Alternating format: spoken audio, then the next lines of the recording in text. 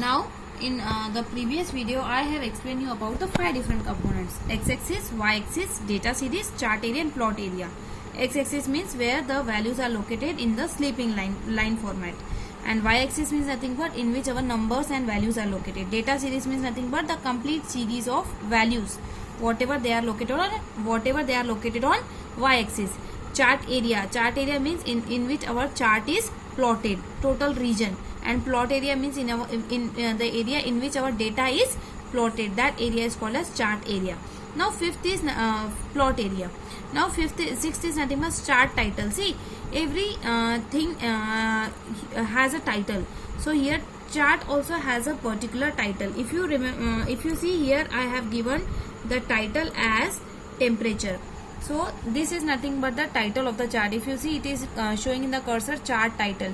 Here the title comes by itself. Here what is the main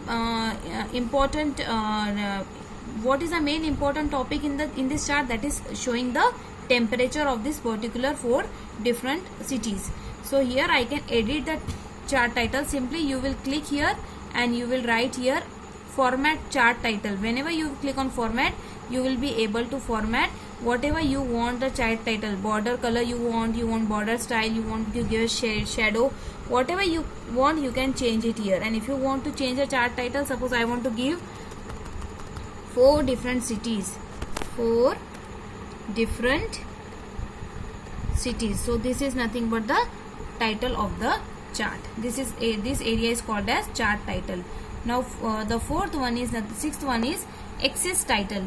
See, these two lines are called as axis. This is x-axis and this is y-axis. Now here also you can give a proper title to the axis. So that area is called as axis title. We will read the definition. These are the titles given to the axis.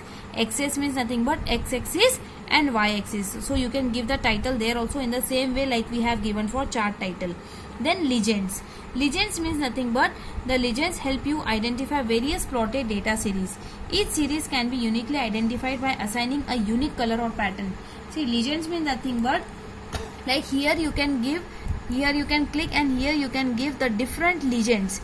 Now suppose I want to change select data. I have selected, then add data labels. So like this you will go here and you can add the data labels like this, and here you can go here like this. Here you can go and here you can, and these are nothing but the legends which I have added. These are uniquely identifying the proper cities having the different types of temperature.